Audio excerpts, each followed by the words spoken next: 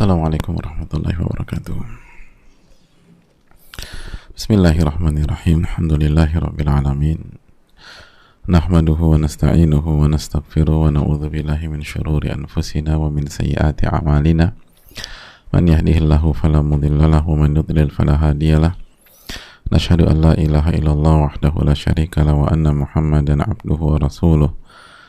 Ya ayyuhalladzina amanu taqullaha haqqa tuqatih wa la tamutunna illa wa antum muslimun. Amma ba'du, wa nusalli wa nusallim ala nabiyyina Muhammad wa ala alihi wa sahbihi ajma'in. Allahumma inna nas'aluka ilman nafi'an wa na'udzubika min ilmin la yanfa'. Hadirin Allah muliakan, alhamdulillah kita bersyukur kepada Allah Subhanahu wa taala atas segala nikmat dan karunia yang Allah berikan kepada kita. Nikmat yang tidak bisa kita hitung, kita kalkulasi, karena nikmat itu senantiasa melekat di dalam setiap detakan jantung kita, derap langkah kita, dan setiap hembusan nafas kita. Hadirin Allah muliakan, oleh karena itu berusaha selalu bersyukur kepada Rabbul Alamin. Berusaha selalu mensyukuri yang ada. Nanti Allah tambah dari yang gak ada jadi ada. La in syakartum la azidannakum. Jika kalian bersyukur, aku akan tambah nikmatku tersebut. Jadi sekali lagi, syukuri yang ada, nanti Allah berikan yang awalnya gak ada jadi ada. Itu hal yang sangat penting. Maka marilah kita mulai dengan rasa syukur kepada Rabbul Alamin, khususnya nikmat iman, nikmat Islam, nikmat yang begitu luar biasa dan menentukan kebahagiaan kita di dunia dan di akhirat. Nikmat menuntut ilmu, nikmat mencari ilmu nafi, ilmu yang bermanfaat. Hadirin Allah muliakan, ada seorang sahabat, Sofwan bin Assal, itu menyampaikan kepada kita, ataitu Rasulullah sallallahu alaihi wasallam. Aku pernah mendatangi Rasulullah sallallahu alaihi wasallam. Faqultu, lalu aku menyampaikan, ya Rasulullah, inni ji'tu atlubul ilma. Aku datang untuk menuntut ilmu. Jadi beliau ini datang bukan untuk minta uang, bukan untuk ngobrol nggak jelas, bukan untuk minta bantuan, tapi datang untuk menuntut ilmu, mencari ilmu yang bermanfaat. Faqala marhaban ya talibal ilm. Lalu Rasulullah SAW langsung menyambut beliau dengan menyampaikan, marhaba ya talibal ilm, selamat datang wahai penuntut ilmu. Jadi direspon dengan antusias, direspon dengan positif. Kenapa? Karena ingin belajar, karena ingin nuntut ilmu, karena ingin memperbaiki diri, karena ingin menjadi orang yang baik, yang soleh, yang taat, yang nurut sama Allah Subhanahu wa ta'ala. Maka lihat respon Rasulullah SAW, marhaba ya talibal ilm, selamat datang wahai penuntut ilmu. Ini adalah respon positif yang antusias yang disampaikan Rasulullah SAW. Lalu Nabi SAW menyampaikan, inna talibal ilmi tahuffuhul malaikatu. Sesungguhnya penuntut ilmu itu dinaungi malaikat. Wa tudhilluhu bi ajnihatiha. Dan dinaungi dengan sayap-sayap mereka. Tsumma yarkabu ba'duhum ba'dha. Dan malaikat-malaikat itu tuh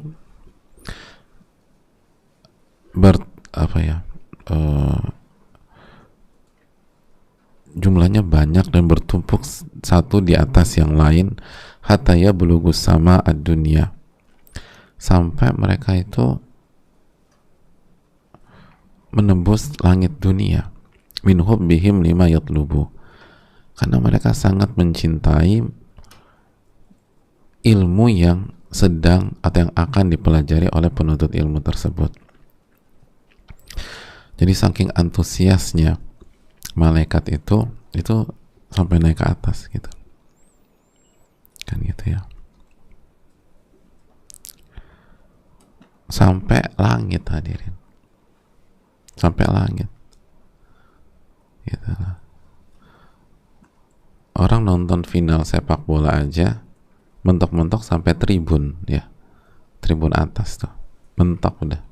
Ini sampai langit, coba bayangin antusiasme malaikat. Jadi pas kita lagi ngantuk-ngantuk nih, misalnya pas kajian, itu malaikat tuh antusias. Makanya nggak lucu kalau kita ngantuk. Malaikat aja antusias sampai ke atas terus, sampai ke atas, sampai ke langit dunia, karena mereka benar-benar mencintai ilmu yang sedang dipelajari, ilmu yang sedang dipelajari. Dan itu tadi dinaungi oleh sayap-sayap mereka.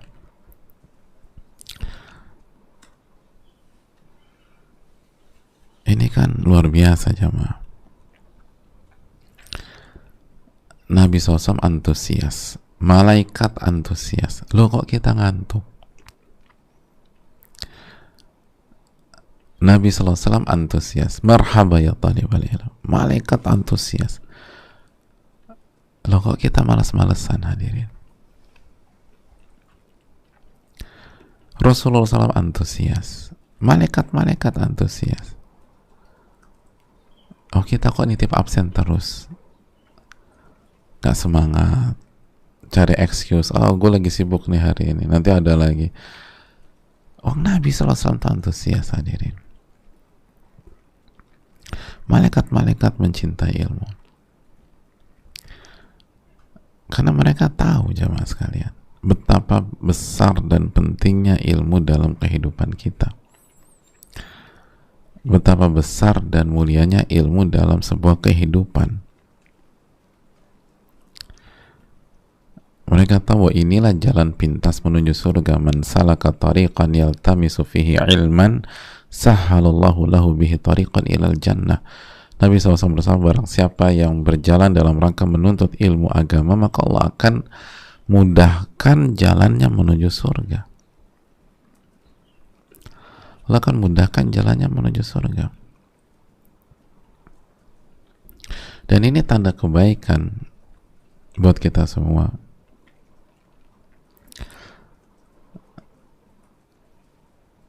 Jadi coba kita renungkan ya, Nabi SAW itu sangat antusias kalau ngelihat ada orang yang mau belajar, sangat antusias.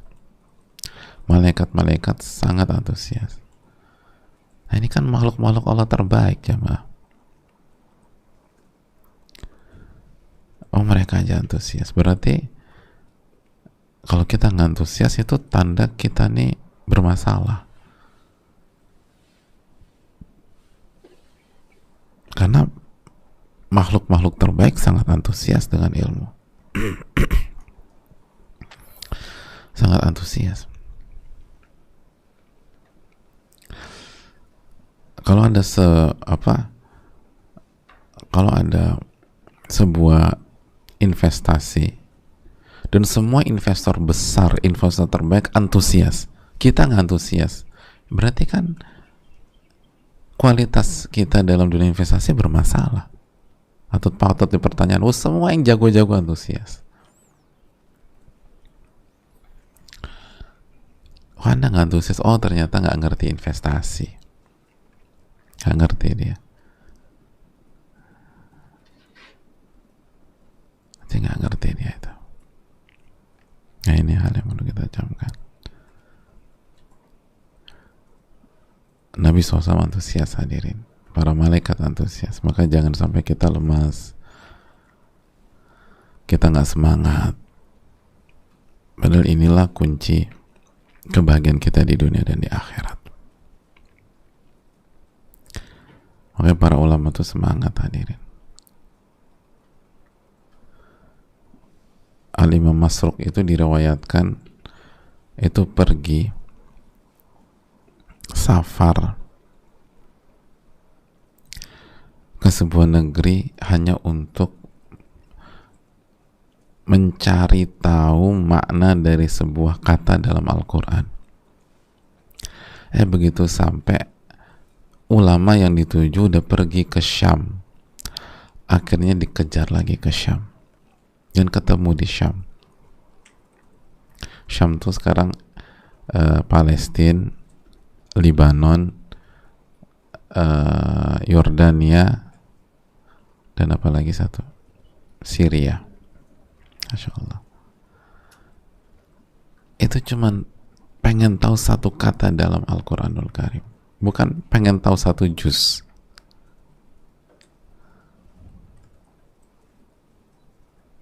Kenapa bisa begitu? Karena layak. Memang worth it, hadirin. Kalau kita mengerti pahalanya. Itu menempuh perjalanan. Jadi kalau cuman sekedar buka YouTube aja ngantuk, males, nah ini kan dipertanyakan. Gitu. Orang-orang terbaik itu udah pergi ke Irak, pergi ke Syam, pergi ke Mekah, ke Madinah untuk menuntut ilmu.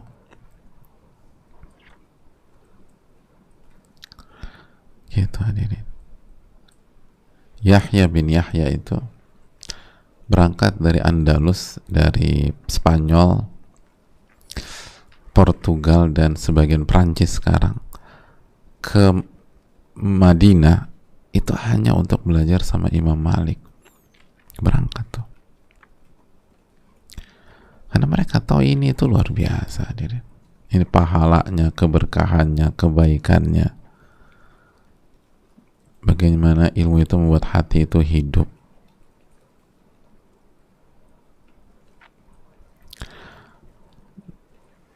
Makanya Nabi SAW bersabda, man yuridillahu bihi khairan yufaqihu fid din. Barang siapa yang Allah inginkan kebaikan, Allah akan buat dia faqih terhadap agamanya. Faqih itu artinya memahami dan mengamalkan dalam kehidupan sehari-hari. Memahami dan menjadikan ilmu itu sebagai karakter. Itu dari faqiha yafqahu dan dari faquha yafquhu kalau dalam sorofnya itu. Jadi memahami dan menjadikan ilmu itu sebagai karakternya. Nah itu kalau Allah inginkan kebaikan, Allah kasih itu. Bukan Allah kasih harta. Harta itu nggak menentukan, bisa baik bisa buruk. Bukan Allah kasih popularitas, popularitas itu bisa baik bisa buruk. Tapi kalau benar-benar kebaikan, Allah kasih ilmu, pemahaman, dan bisa dijadikan karakter. Nah ini hadirin Allah muliakan. Jamaah yang Allah muliakan. Oleh karena itu marilah kita syukuri kesempatan yang Allah berikan kepada kita, dan ini harus diingatkan terus. Karena sekali lagi apa? Yang paling sulit itu konsisten. Rutinitas itu yang paling susah. Dan al-khairu ada. Kama qala Nabi SAW dalam hadis Ibnu Majah. Nabi SAW bersabda, kebaikan itu rutinitas. Kebaikan itu konsistensi. Dan itu yang paling susah. Dan itulah istiqomah. Dan istiqomah adalah amalan paling sulit dalam Islam. Kecuali bagi orang yang Allah mudahkan. Hadirin Allah muliakan, kita masuk ke pembahasan kita.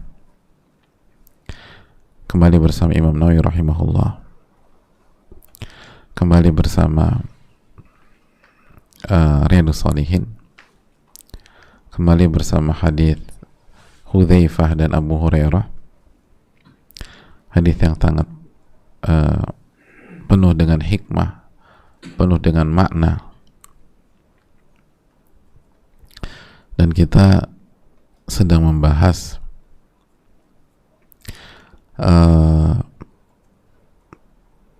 penggalan dari sabda Nabi SAW,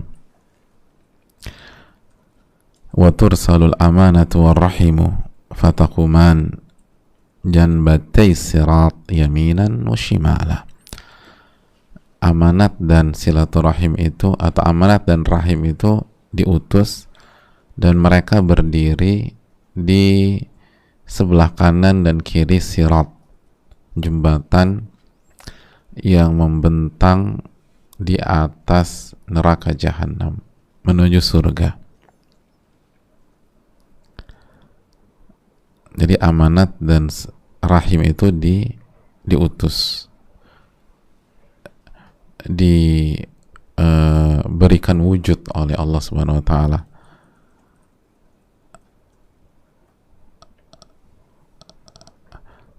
Diperlihatkan dan disuruh berdiri di sisi kanan, sisi kiri. Wa dzalika 'ala Allah yasir, dan cuman buat gitu sih mudah bagi Allah jamaah. Masa bisa sih Ustaz?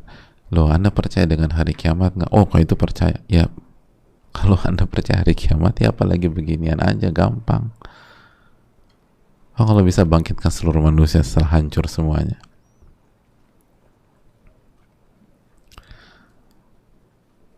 Dan hadirin Allah muliakan, itulah kekuasaan Allah, itulah Malik Yaumiddin, itulah rajanya hari kiamat, itulah Malik Yaumiddin, pemilik hari kiamat. Dan dijelaskan Al-Imam An-Nawawi bahwa amanat dan rahim akan menuntut setiap orang yang ingin melewati sirat tersebut. Mereka menuntut hak mereka. Mereka akan menuntut hak mereka.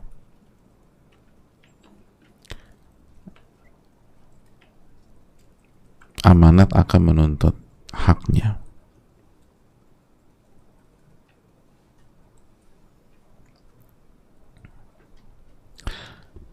Rahim pun demikian. Dan pada saat itu nggak ada alasan, hadirin. Hari ini kita bisa punya alasan. Hari ini kita bisa ngeles sana ngeles sini. Nanti di sana nggak bisa.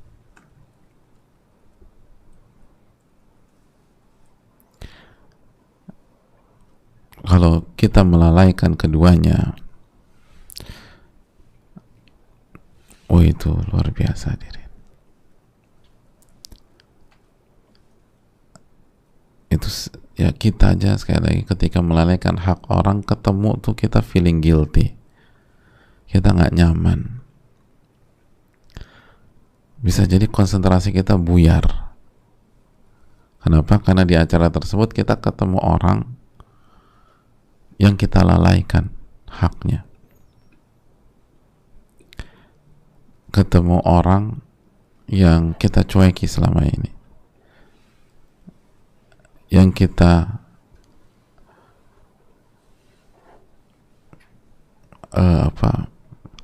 kita zolimi.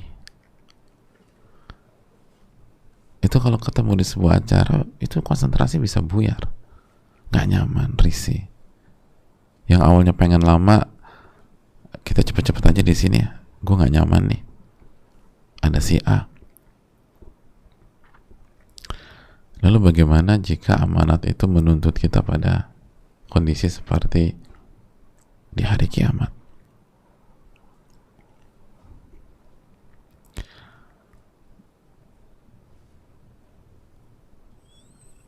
Jadi mereka minta haknya, mana hak saya? Makanya kita ini nggak usah terlalu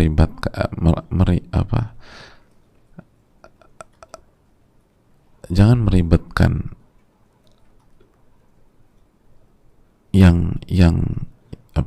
meribetkan bagaimana bisa lolos dari pihak-pihak di dunia, tapi lupa dengan akhirat. Sekali lagi, ada banyak cara kalau mau tidak amanat di dunia dan selamat dari peraturan dunia, gitu loh. Dan mulai dari hal-hal kecil lah. Ketika kita nggak amanat dengan anak kita di usia 1 tahun, 2 tahun, 3 tahun, 4 tahun, 5 tahun, 6 tahun, emang anak bisa protes? Emang anak bisa nuntut? Enggak. Dan nggak amanat ke anak kan luas.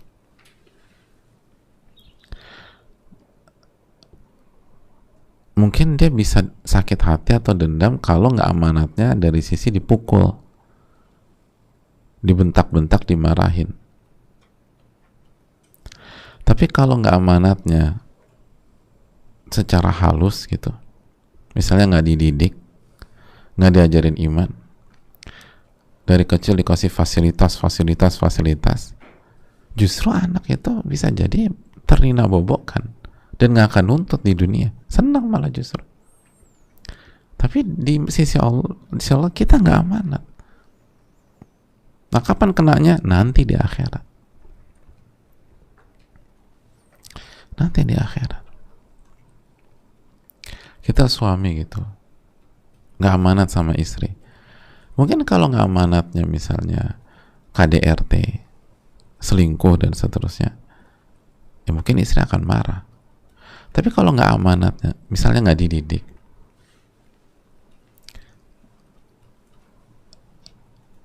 nggak diajarkan agama, dimanjakan dengan barang, dimanjakan dengan harta, dimanjakan dengan belanja, dimanjakan dengan segala lifestyle yang hedon, mungkin istrinya akan senang-senang aja dan merasa sebagai istri paling beruntung di dunia. Tapi jelas itu nggak amanat. Ku anfusakum wa ahlikum naro, jagalah diri kalian dan keluarga kalian dari siksa api neraka. At-Tahrim ayat 6. Dan tafsir dari Ali bin Abi Thalib radhiyallahu ta'ala, diajarkan agama, dididik, diajarkan adab. Mungkin kita dipikir suami paling baik sedunia di dunia, tapi di akhirat kena kita. Kenapa? Nggak amanat. Amanatnya kita didik.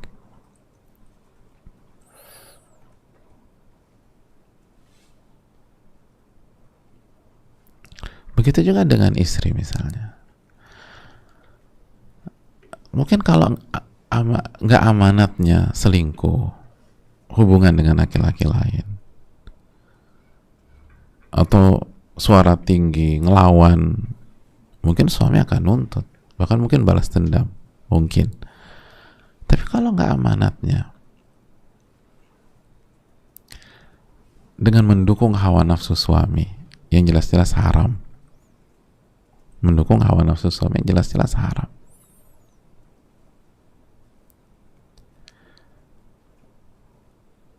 suami minta berpenampilan terbuka kalau keluar, diikutin terbuka ketika keluar. Suami pengen ini, pengen itu, dilayani, diservis, padahal itu haram. Mungkin suami bilang, ini istri aku ini luar biasa, tapi di hari kiamat dituntut kita sama amanah. Dituntut sama amanat.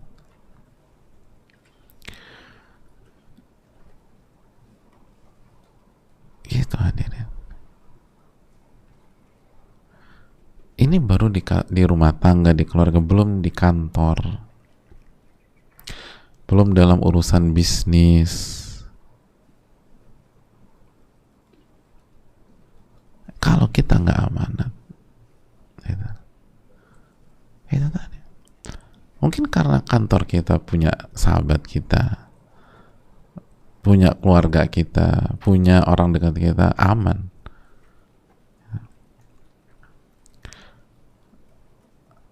Mau datang jam berapa aman udah. Mau datang jam berapa aman. Harusnya masuk jam 9, datangnya jam 10, jam 11, jam 12, aman. Kenapa? Baik. Tapi akadnya jam 9 masuk.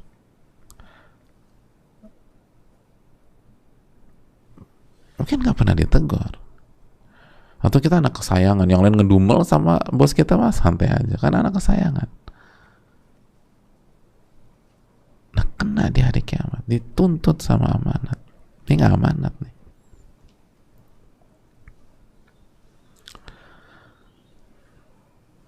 Itu baru masalah waktu, belum masalah uang orang. Mungkin orang yang itu baik sangka aja sama kita, oh udah disalurkan dengan baik, aman, oh percaya udah, aman.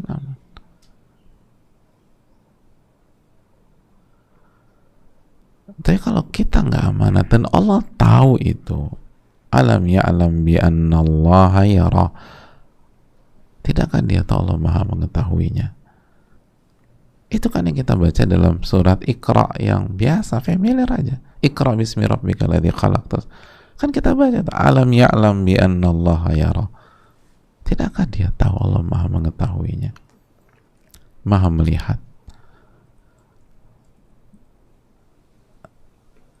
Jadi hadirin Allah muliakan, Allah tahu semua yang diperbuat, dan hari kiamat akan dituntut dia.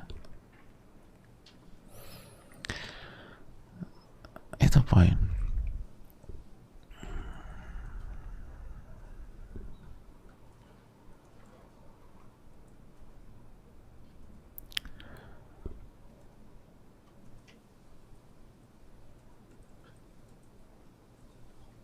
Makanya dalam ilmu fikih, dalam bab peradilan, kan ada ungkapan ulama, Anda mungkin bisa memenangkan kasus Anda di pengadilan dengan kemampuan lisan dan argumentasi dan strategi hukum Anda. Tapi ingatlah, setelah ini ada pengadilan di mana Anda tidak bisa berkelit.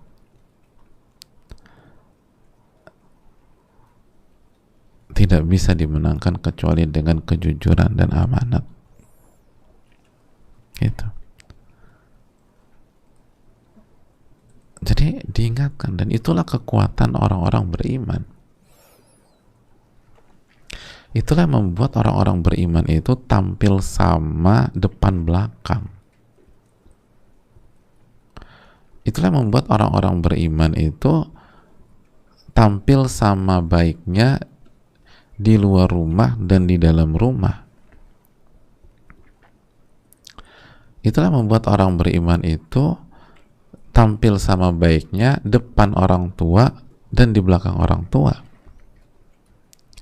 Itulah yang membuat seorang suami tampil sama baiknya depan istri atau di belakang istri.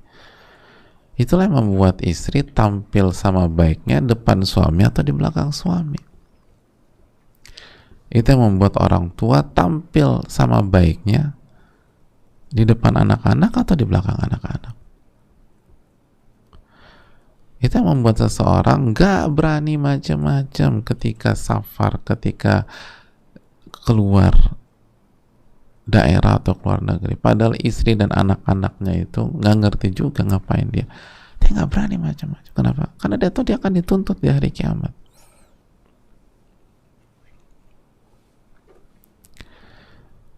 Itu yang menyebabkan para ulama kita kalau salah ngaku salah di hadapan murid dan jamaahnya, walaupun mungkin jamaahnya nggak ngerti, jamaahnya nggak tahu.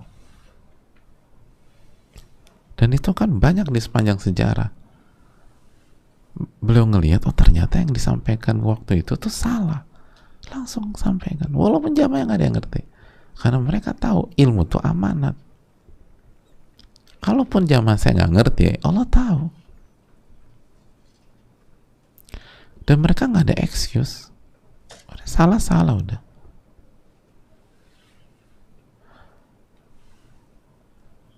Itulah yang membuat seorang mukmin di posisi manapun, di bidang manapun, itu terlihat tampil heroik jamaah. Dan mereka bukan tampil gitu bukan untuk dipuji oleh manusia A, B, C, D, tapi karena mereka tahu bahwa nanti akan dituntut. Sesederhana itu. Dan amanat akan hadir itu di momen yang sangat urgent, hadirin, sangat urgent, di jembatan yang sangat tipis di atas neraka jahanam. Dan insya Allah kita akan bicara tentang jembatan itu besok biidznillah ta'ala. Bagaimana menakutkannya jembatan itu.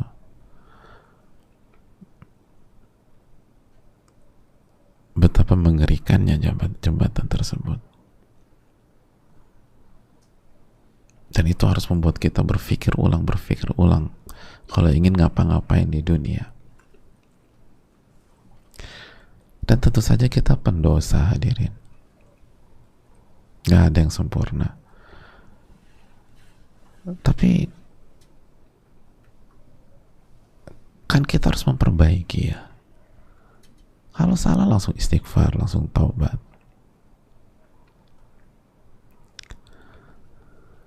Karena amanat yang langsung dihadirkan gitu loh. Amanat yang langsung dihadirkan sama Allah nanti. Bukan orang ketiga lagi. Langsung gitu. Langsung. Jadi yang dihadirkan bukan yang ngasih amanat, tapi amanatnya itu sendiri diwujudkan sama Allah. Kan itu tadi. Karena banyak di dunia itu orang yang ngasih amanat nggak ngerti juga nih.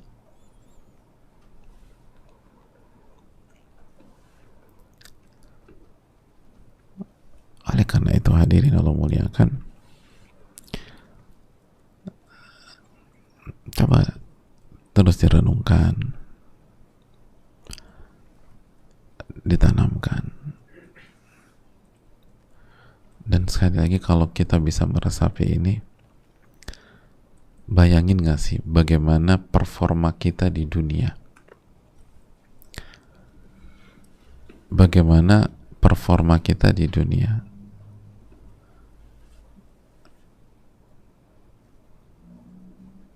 bagaimana rasa khawatir itu menjadi cambuk, menjadi booster semangat untuk menjaga amanat. Itu performa sangat apik hadirin. Mau di bidang manapun.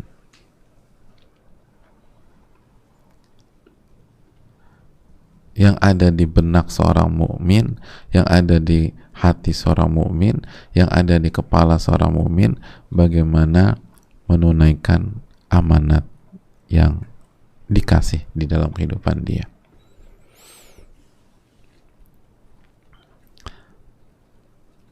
Dia nggak terlalu memusingkan hak dia nggak terlalu memusingkan apa yang saya dapat, dia nggak terlalu memusingkan saya dapat apa, dia nggak terlalu memusingkan nanti gimana dan gini,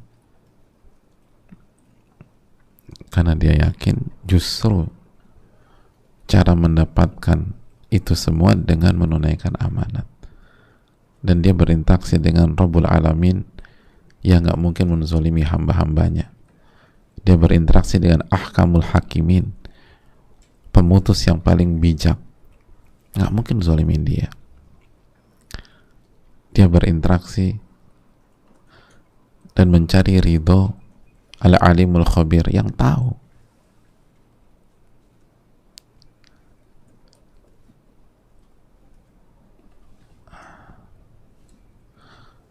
Jadi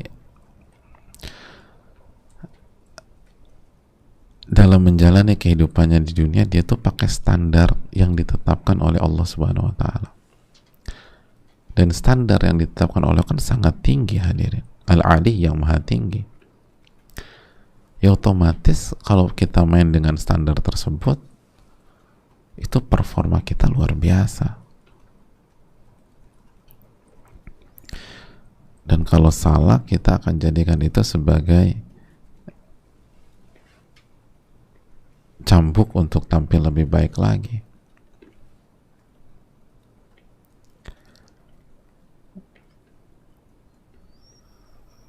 Jadi itu yang perlu kita tanamkan.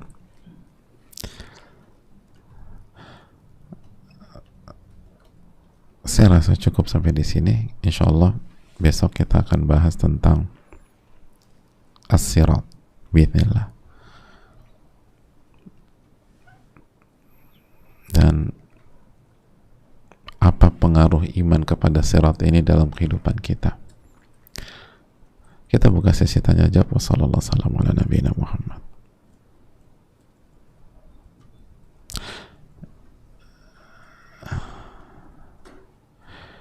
Assalamualaikum warahmatullahi wabarakatuh. Waalaikumsalam warahmatullahi wabarakatuh.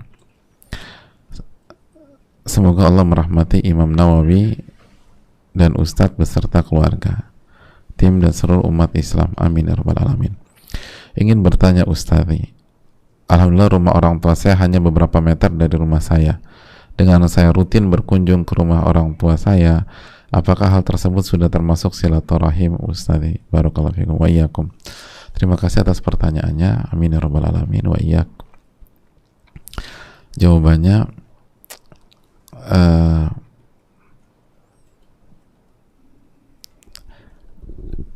apakah dengan kita rutin berkunjung ke rumah orang tua itu termasuk silaturahim? Bi'idznillah iya, gitu loh. Kecuali kalau kita ke rumah orang tua bikin ribut, bikin repot, dan bikin marah orang tua kita terus, nah itu beda lagi. Tapi kalau kita berkunjung ke rumah orang tua dalam rangka niatnya silaturahim atau birrul walidain, karena tingkatan tertinggi silaturahim itu birrul walidain, berbakti sama orang tua, itu tingkatan tertinggi silaturahim. Dan nanti kita akan bahas bab khusus insyaallah di Riyadhus Shalihin. Dikunjungi buat senang dan seterusnya itu jelas. Dan ini salah satu kondisi paling nikmat, bisa tinggal dekat sama orang tua beberapa meter dari rumah saya, udah paling, itu salah satu paling top sudah dekat. Apalagi kondisi gini, orang nyari rumah susah, bisa dekat sama rumah orang tua dan tiap hari bisa ketemu gitu loh, atau rutin lah minimum, itu luar biasa. Dan itu yang dilakukan banyak para ulama, diantaranya kan diriwayatkan dari Abu Hurairah ya, rutin gitu. Dan insya Allah itu salah satu kunci keberkahan hidup setelah menjaga tauhid kepada Allah.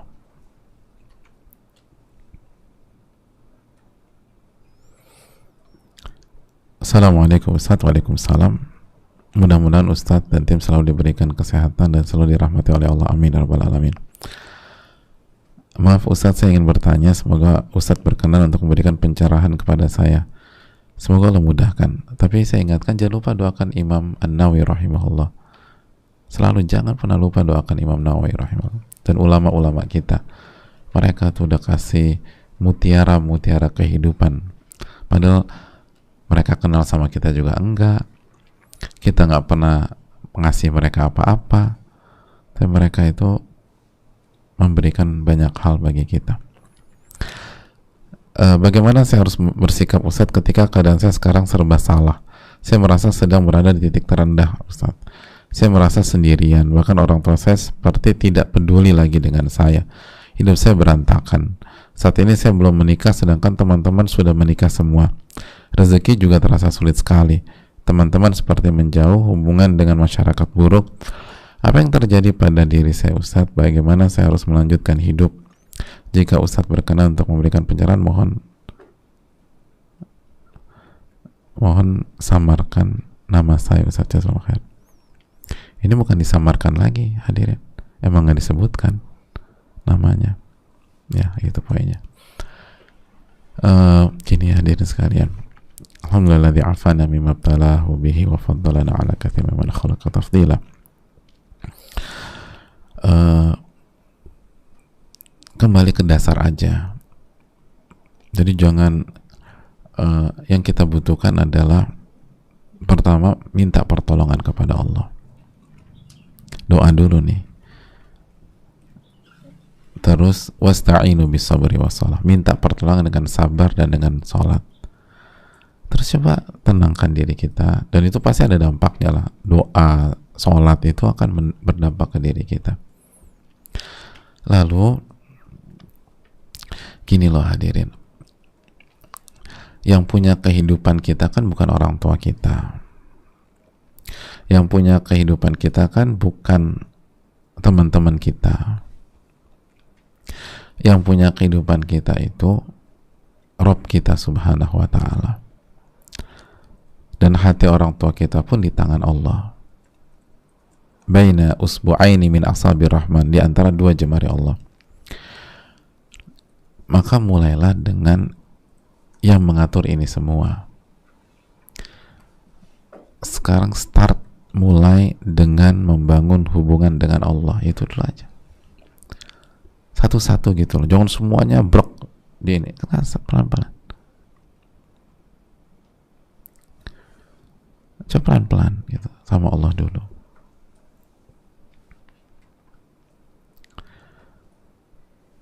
Apa susahnya Allah membolak-balikan hati orang-orang terdekat kita, sehingga yang awalnya menjauh jadi mendekat? Hati itu di tangan Allah hadirin. Hati itu di tangan Allah tabaraka wa ta'ala. Jodoh itu di tangan Allah. Jadi tenang dulu. Jadi jangan semua ditumpuk, satu-satu. Dan mulai dari yang maha besar, yang maha berkuasa, yang semua alam semesta ini diatur olehnya, itu dulu.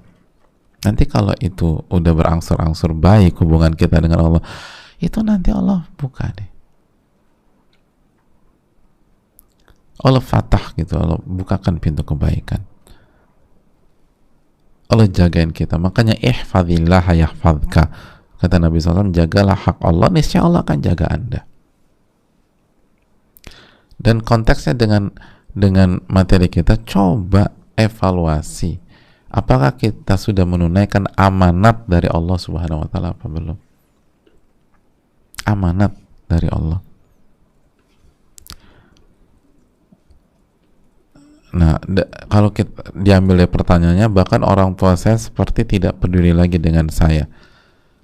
Jangan ngarap dari manusia hadirin. Jangan berharap orang tua kita peduli sama kita, jangan. Justru yang harus kita pikirkan, apa yang bisa kita berikan sama orang tua. Karena itu amanat dari Allah kepada kita. Teman-teman seperti menjauh, nggak usah terlalu dipusingkan. Tapi sekarang mulai, apa yang bisa kita berikan ke teman-teman kita? Itu kan hal penting. Jadi mulai dari situ, bagaimana kita menunaikan amanat. Bismillah, kalau kita jujur ya, Allah akan mudahkan.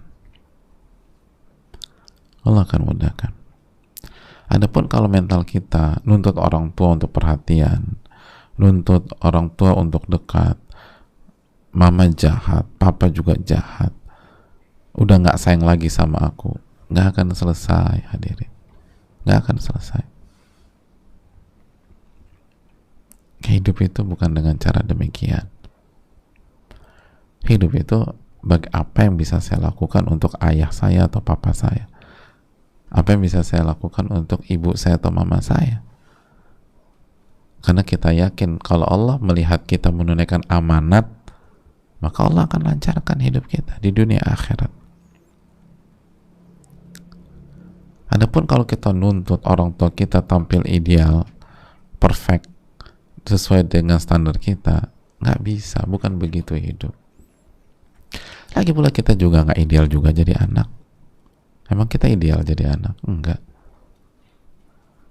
Jadi udah, jangan punya mental nuntut, punya mental tunaikan amanat.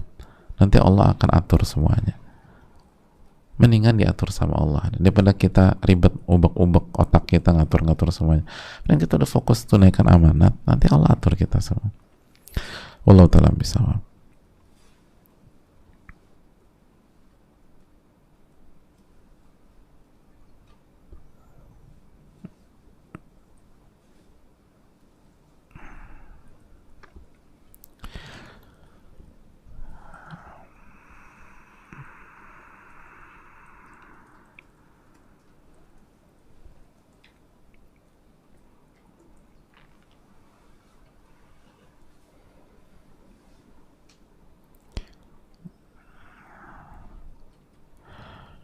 Assalamualaikum warahmatullahi wabarakatuh. Waalaikumsalam warahmatullahi wabarakatuh.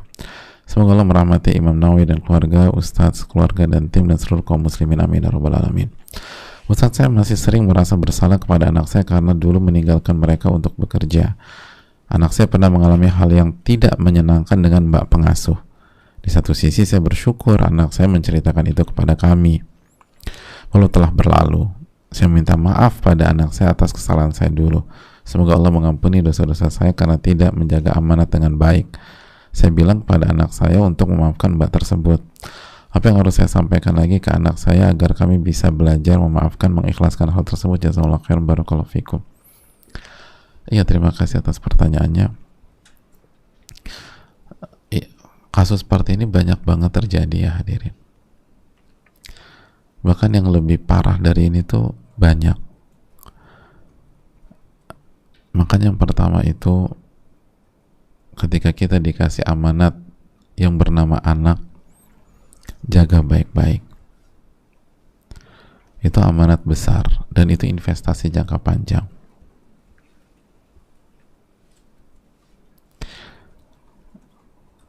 Pastikan hak mereka kita penuhi dan kita jaga. Terlepas apa keputusan kita, kita mau benar-benar sama mereka atau misalnya kita putuskan untuk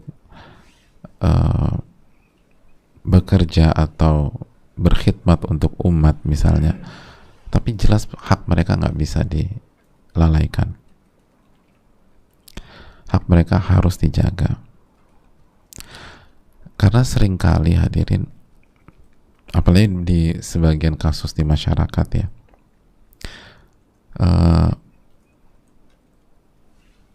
seringkali ini bukan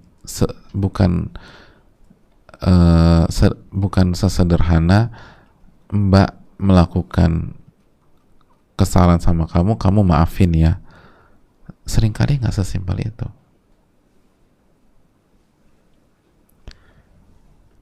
Karena kan sebagian meninggalkan trauma. Karena hati itu kan lemah. Bahkan bukan hanya trauma hadirin. Dan trauma itu berat kan. Tapi bisa jadi merusak anak tersebut. Merusak anak tersebut. Seperti kasus-kasus pedofil misalnya, nasallahu alaihi. Itu kan bisa merubah banyak hal dalam diri anak. Dan masalahnya nggak sesimpel mbak misalnya mbak buat salah maafin ya, nggak sesimpel itu seringkali.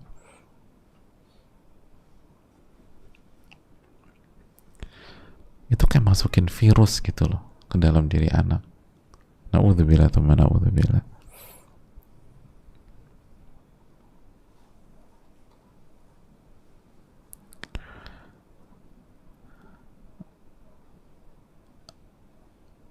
Dan itu harus dijaga.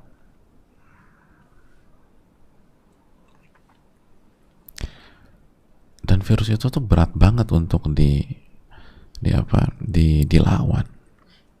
Ilam man yassarahullah, kecuali orang yang dimudahkan oleh Allah.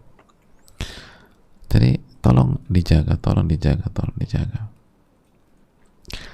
Terus yang berikutnya, hadirin sekalian, selalu pautkan hati anak kita kepada Rabbul Alamin. Nggak ada yang lebih bagus daripada tauhid, nggak ada yang lebih bagus daripada iman.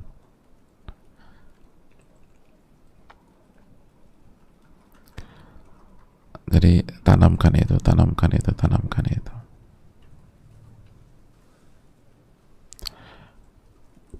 Dan kita tuh banyak tadarruk lah kepada Allah. Allah yang membolak-balikan hati anak kita.